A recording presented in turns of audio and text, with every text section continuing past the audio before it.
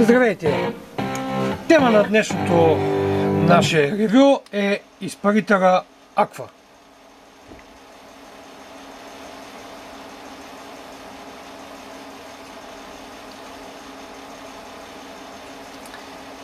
Варианта, който разглеждаме, е с посребрената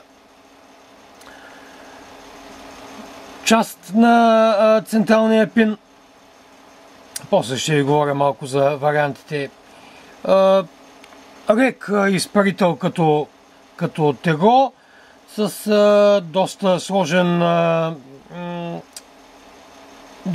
изработка вътре като наличие на елементи. На пръв поглед какво виждаме? Гравирано с лазер логото на Aqua, както и сериен номер отзад. В комплекта, освен изпарителя, има и меш с малко фитил, както и резервни части. Още една допълнителна дрип типка, един интересен елемент, за който ще ви разкажа малко по-малко, и много о-рингове. Така, да започнем с разгробката. Дрип тип, който е с гумен о-ринг, сменяем с дрип типа, който е в комплекта. Ето този.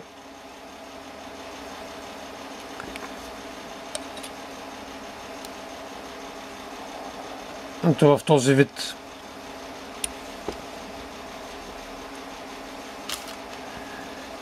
Така, да продължаваме нататък. Горна капачка обикновено се сваря заедно с капачката на изпарителната камера, което е за мен един недостатък. Може би, ако се опитаме да разглобим изпарителя от долната му част, ще получим някакъв ефект. Ето, примерно, ако почнем да развиваме от тук, ще ни останат капачките на изпарителната камера, заедно с цялата горна част, която също може да разгубим в последствие, но при смяна на нагревателите или тяхната подмяна може да процедираме просто с завиване от тук. Аз лично не обичам да не виждам коя част точно стягам, но какво пък, за всеки влак си има пътници. Друго още какво се забелязва в външния момент, което пропуснах, това е регулирането на въздуха от тук. Тоест, ние може да завием изпарителя и до край, с което да прекратим всякакъв достъп на въздуха, или да развием и да освободим малка част или по-голяма част от двата отвора, които са тук. Но да се върнем към разглобяването. Както казах, капачката на изпарителната камера, заедно с горната капачка,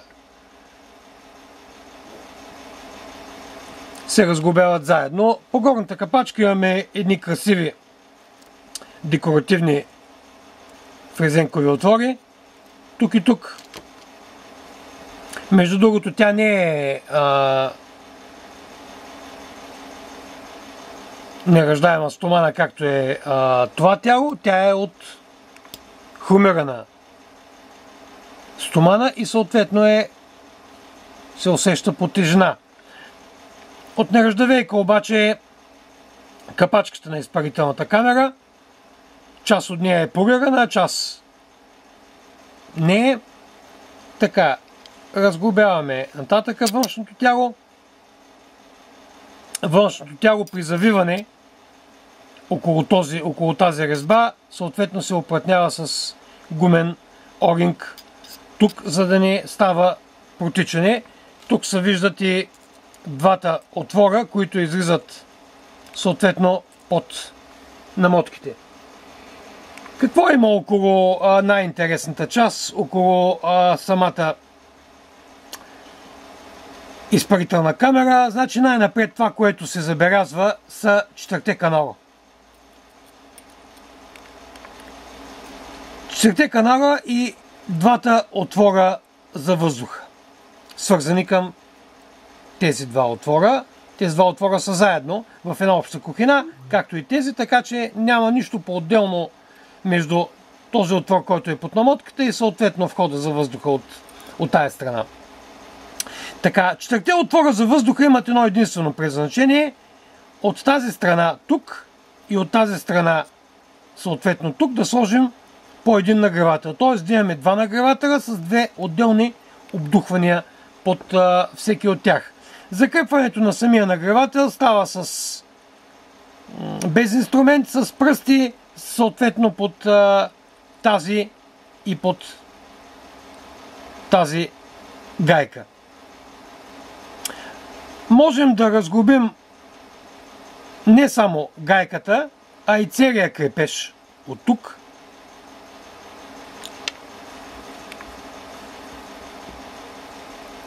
Което е удобно за някои случаи, а в случая за пълното разглобяване е просто само това начинът. Така, да свърим най-долната капачка.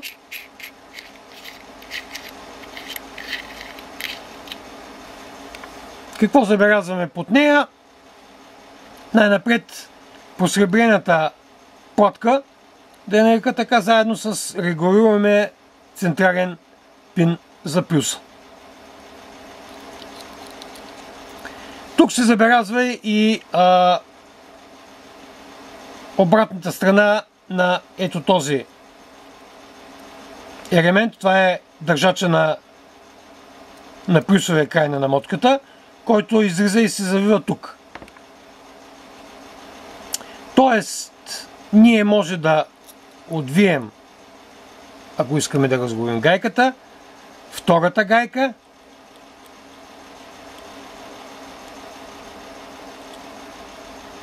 след което да извадим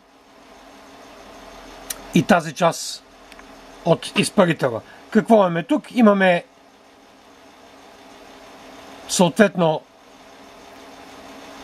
просребрената платка на плюса, към която е захванат и самия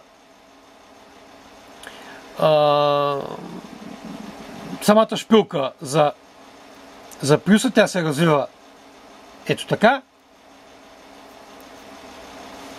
В този пластмасов изолатор или държач забелязваме един оринг. Даже това не е един оринг.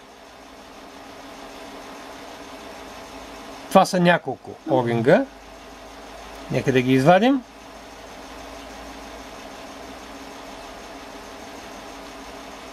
Три оринга, които са сложени, за да се докара дебелина съответно на при слагането. Трябва по обратен път да ги насложим, за да могат да влязат. Така, още какво мога да ви кажа? Значи, по сребрената част се видяхме, тази част е от нераждаема стомана вече. Съответно, оринга, който пази да не влиза или по-скоро да не изтича течност от въздушните отвори през централния пин надолу. Това са, за тая цел са тези оринги. И също да не изтича от друго място, пак покрай пластмасата. Това, което падна, е втулката на плюсовия пин, която също я махаме така. Това е неразглобяем елемент. Ето виждате тук двата отвора, които излизат съответно тук и тук. въздуха, който прониква през тези двата отвора, съответно в отворите под намотката тук и тук. Да почнем да сглобяваме.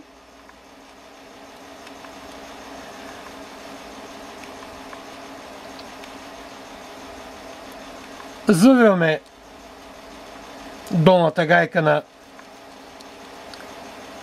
на държача на плюсовия край. Стягаме, обираме съответно луфта, който тук се осигурява от малките орингчета. Така, завиваме и този елемент, който може да не разглобяваме, но го разглобихме за нагледност. За сега не слагаме намотки, тях ще сложим малко в последствие.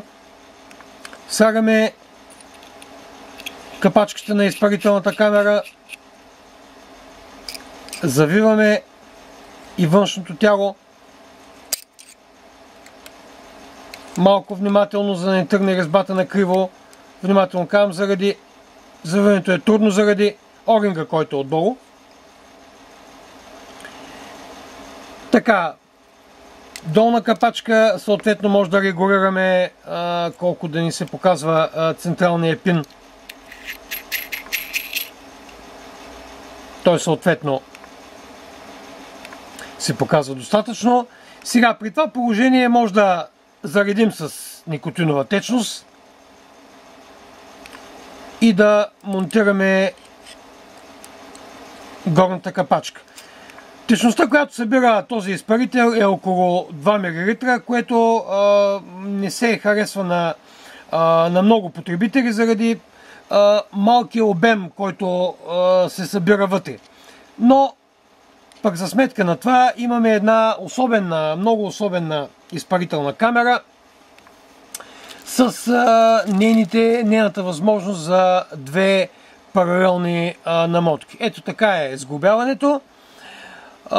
Ще опитаме сега как стои въпрос с слагането на намотка.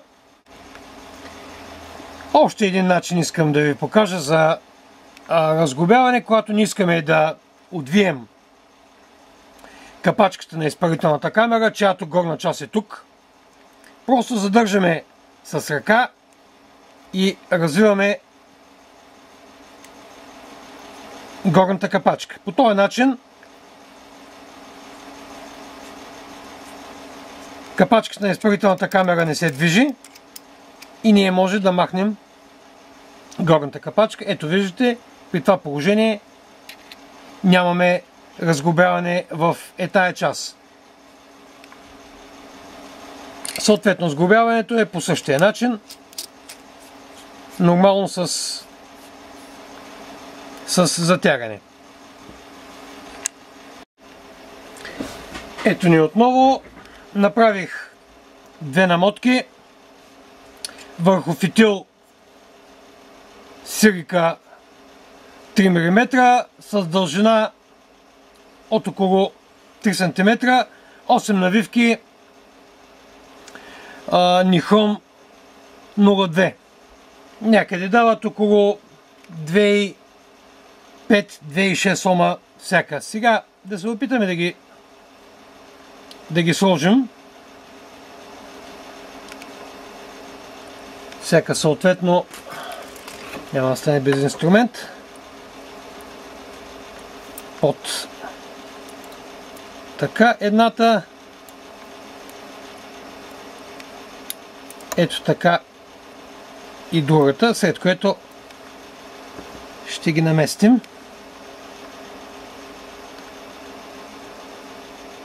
Втория нагревател.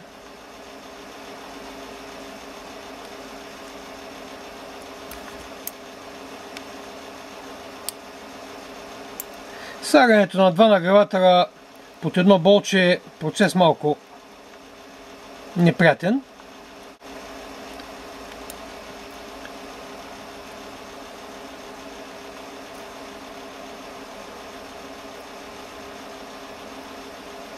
Малко странни намотки се получиха. Трябва да ги отдалечим от пиновете, но не много, защото ще опрат в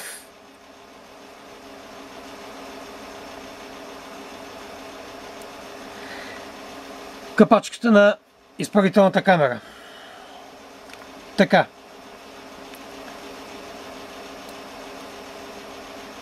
Ето тук иска още малко настройка. Така.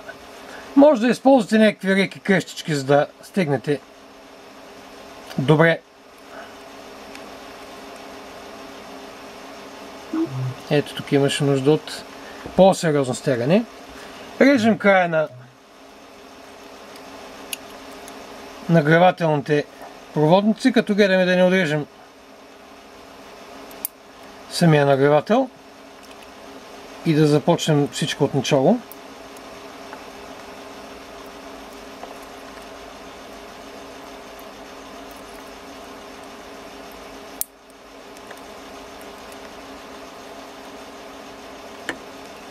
Ето и последното крайче остана. Така, до тук имаме почти готови намотки. Трябва да се коригират съответно с тяхното мърдане наляво или надясно и ориентирането им така, че да ни опират от една страна в корпуса в капачката на изпарителната камера, от друга страна в самите пинове. До тук сме готови. Най-напред да обгорим.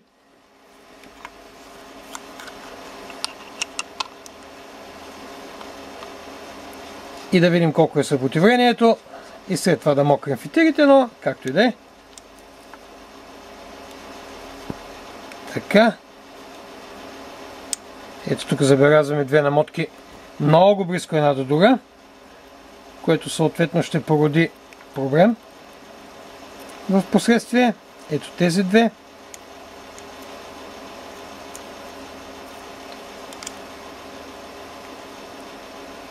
Така. Тази намотка в този край не се получава много добре.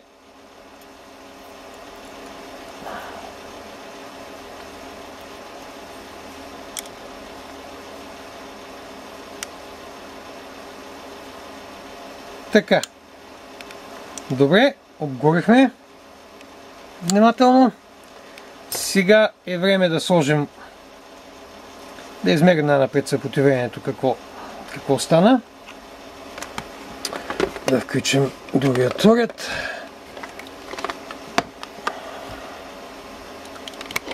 Това няма нужда.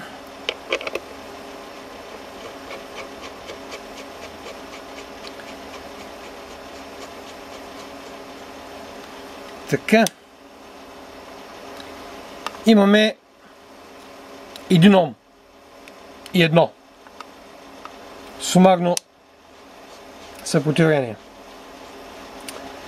Значи общо взето отива на механичен мод ситуацията, защото до около 1,2, 1,3 ома може да си позволим да сложим това на електроника. При 1 ом съпротивление минаваме в света на механичните модове. Така, направяваме фитилите.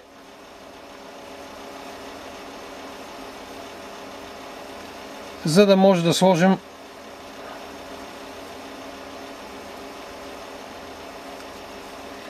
съответно да ги сложим в техните канали. Слагаме малко течност и в самия канал. Една капчица, просто съвсем малко. Вероятно може и без него, но за всеки случай.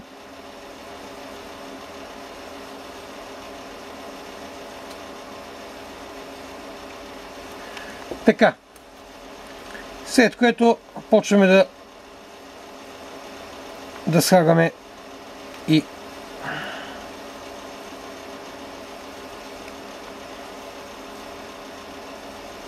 фитилите.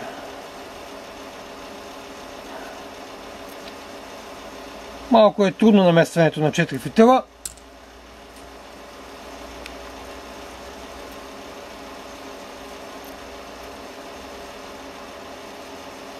Но с повече усилия ще ги наместим. Ще ви спестя самото слагане. Ще се включим след малко.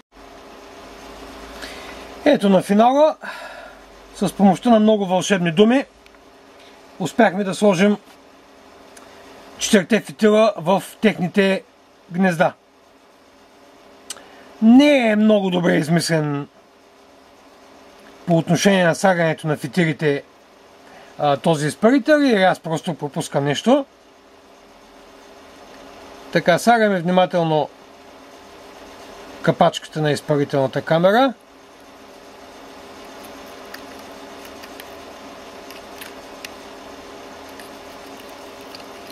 Завиваме. Както виждате, остават 4 фитила да стърчат. Така, следващото положение, завиваме външното тяло. Може да регулираме пътем въздуха, като оставим малко от него. Тук може да налеем течност.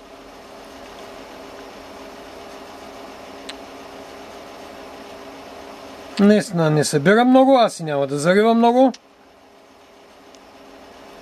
Така. Слагаме капачката, горната.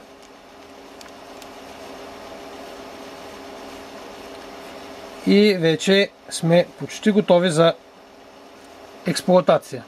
Избираме се една дрипка, в случая тази. Ето ни зареден и функционален изпарител. Да видим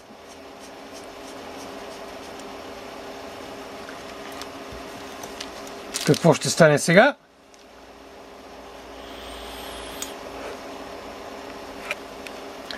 Още малко може да се позатвори въздуха за любителите на по-силната дръпка.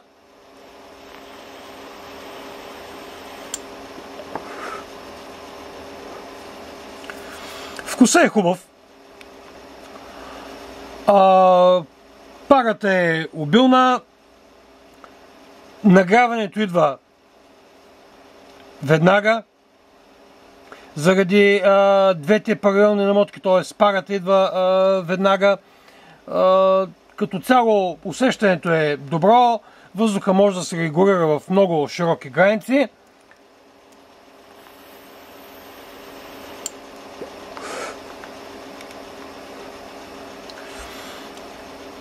Добре, вкусът е хубав. Вкусът е хубав, дръпката е хубава, удара е добър, нито слаб, нито много силен. Изобщо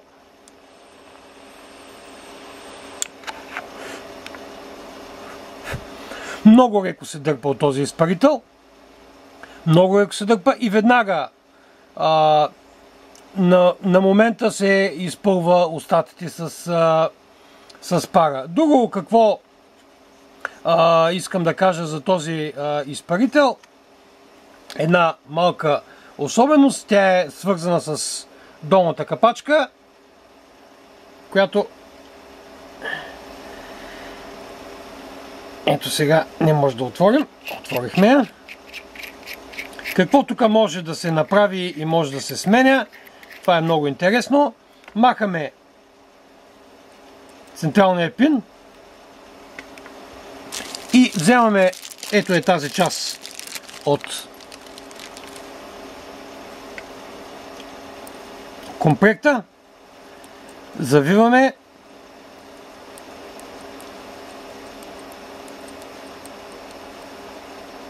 По този начин, без долната капачка, която е вече изрична, изпарителя става готов за завиване на мода Origin. Специално за него е направена тая допълнителна приставка, за да може да се завива и да стане така нареченото хибридно изпълнение. Може във всеки момент, разбира се, да развием тази капачка, този накрайник, по-скоро плюсов пин, да върнем обратно стандартния плюсов пин и да завием обратно долната капачка. По този начин изпарителът ни става готов за завиване на стандартен мод. Това е, което може да се каже за изпарителя Aqua. Хубаво изпълнение, добра елементна база вътре, като резби, като затягане, като навиване, като рипса на процепи по снатките и така нататък. Добро изпълнение.